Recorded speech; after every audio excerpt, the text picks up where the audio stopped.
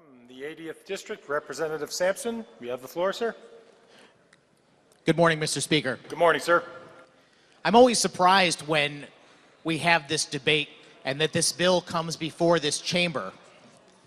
And it's because the notion of a popular vote is something that flies in the face of our very existence in this chamber. The first thing I'll say is I want to make clear that what we are discussing is not actually a national popular vote. Rather, it is something referred to as the National Popular Vote Compact. But I want to just briefly touch on both things. An actual national popular vote is when all of the states vote simultaneously, their votes are tallied, and the majority winner would be declared the president. No electoral college whatsoever. I understand that some people might be in favor of that concept, but there is a legitimate reason, which has been discussed by the previous speakers, why we don't use that system. And it goes back to an understanding that the United States of America is a collection of individual states. Each of those states has their own individual government. The people that live in those states live under the laws of those individual states. And going back to the formation of this country, our founding fathers recognized that those states were different and that the people that lived in them were different. And that remains the same today. We have some states that are tourism states. We have some states that are devoted to agriculture. We have other states which might be involved in business. But each of those states has their own interests and their own state governments. And they maintain their sovereignty until today. A national popular vote essentially wipes out that individual sovereignty of the states. And that's why it always puzzles me that I could be standing in a state legislature with people wanting to do away with our sovereignty to make decisions for our state. But as I said, this bill is not even about a national popular vote. It's about a game, I would say. This bill is about something called the National Popular Vote Compact. And let me just explain for anyone watching. Essentially what it says is Connecticut will still have 7 electoral votes no matter what happens. We're not changing that system. But we do have the right as a state to award our electoral votes by any criteria that we deem appropriate. And what this bill would do would be to change that criteria. Right now, we have a popular vote in Connecticut. Whoever wins that popular vote in Connecticut is who we support for president and who we give our 7 electoral votes to. This would say that we throw that out the window, our own popular vote, and instead rely on the popular vote of the rest of the country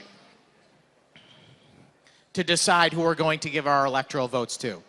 Now, the previous speakers have already pointed out that that is a very dangerous idea because, very simply, we could have a different opinion than the rest of the country. And therefore, we would be obligated under this compact to give our votes, our electoral votes, that should be awarded to the winner of our state away to the winner of the national popular vote.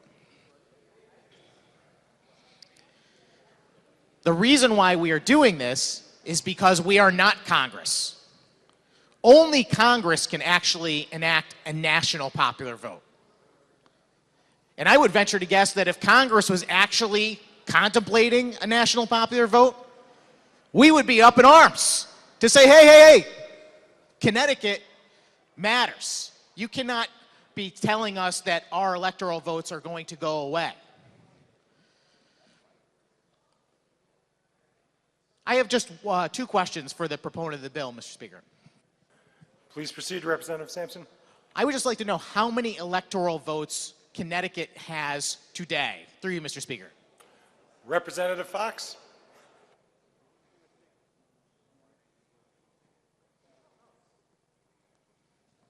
I thank the representative for the question, as well as the debate and committee session today in the past. I always respect his opinion on these matters in particular. Connecticut currently has 7 electoral votes. Through you, Mr. Speaker. Thank you, sir. Representative Sampson. Thank you, Mr. Speaker, and I appreciate that answer, and I also appreciate the dialogue from my colleague. We both, I think, bring a lot to the table as far as the debate goes. So we just established that Connecticut right now has 7 electoral votes. Through you, Mr. Speaker, can I ask the gentleman how many electoral votes we will have if this bill becomes law? Through you, Mr. Speaker. Representative Fox.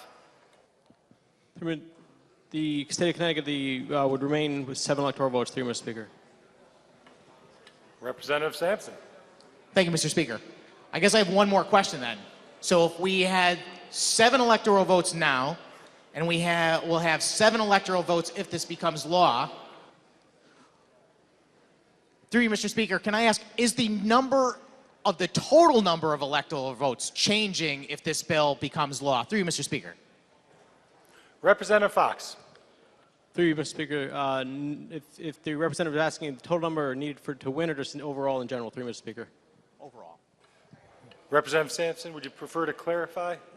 Yes, Mr. Speaker, and I'm sorry if I wasn't more clear. I'm curious to know what the total number of electoral votes is and whether this bill has any effect on that number. Through you, Mr. Speaker. Representative Fox. Thank you, Mr. Through you, currently, the total number of electoral votes is 538. Through you, Mr. Speaker, and that will not change. Through you, Mr. Speaker. Representative Sampson. Thank you, Mr. Speaker. I appreciate that. That's very interesting.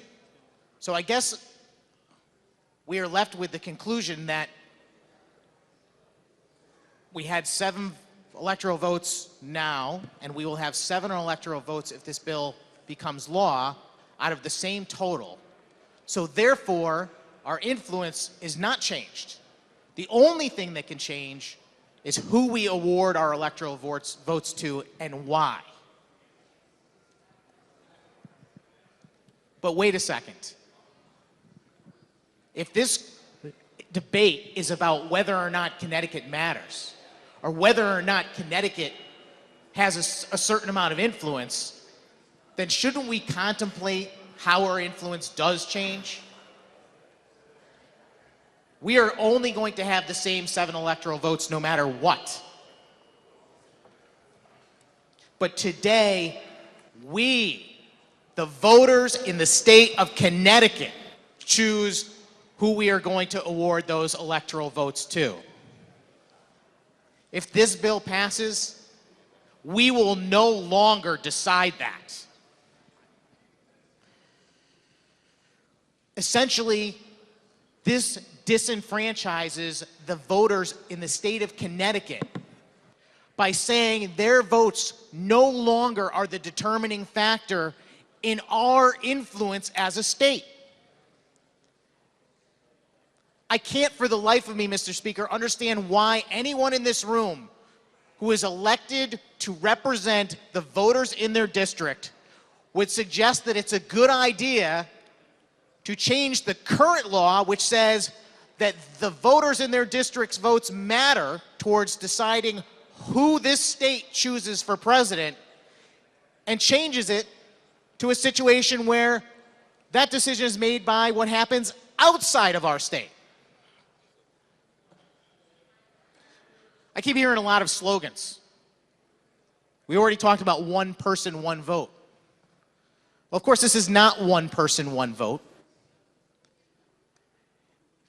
It was already described that the state of Connecticut could vote overwhelmingly for candidate A in a presidential election, but candidate B may win the national popular vote when you tally all of the states. If we are going to take our 7 electoral votes and give them to candidate B, how can anyone say that's one person, one vote for the voters in this state? Their votes just went out the window. I also keep saying make Connecticut matter. Well, right now, Connecticut does matter. We get to decide in this state with our voters who we want for president. If you pass this bill, we no longer decide that. We give up that choice to what happens outside of Connecticut, as I already mentioned. I'm going to vote no today, Mr. Speaker, and I'm going to vote no mostly because I want my constituents, the people that I represent, to have their rights preserved, to make sure their vote matters in the next election, that they get to choose how Connecticut votes for president. There are a great many other issues with this policy, and I contemplated getting into them, but I'll just leave you with a couple of thoughts. First and foremost, there are 50 states, plus there are a couple of other elections, D.C., Puerto Rico, etc. The thing is that each one of those states has their own rules, their own laws governing their own elections. So in this compact, if we are relying on a national popular vote, whose rules are we using? Are we using Connecticut's voting rules, or Massachusetts, or Texas? Essentially, we're using all of those individual sets of rules. And then ask yourself, what happens when people start disputing the value of the votes in Connecticut versus Massachusetts because the rules are different? This is a recipe for lawsuits and arguments and disaster. It's also a recipe for fraud. It's also,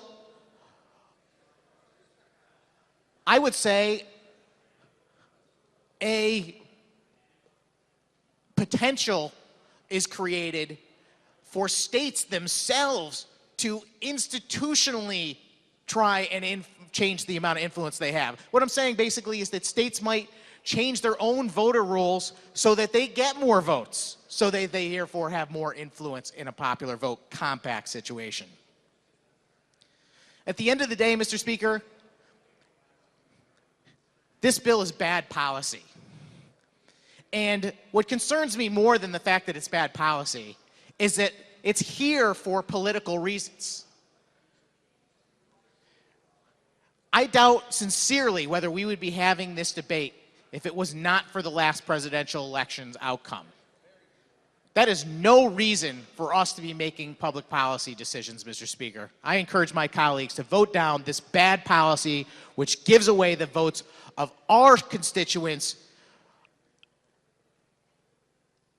rather than counting them so we make our own minds as Connecticut residents. Thank you, Mr. Speaker.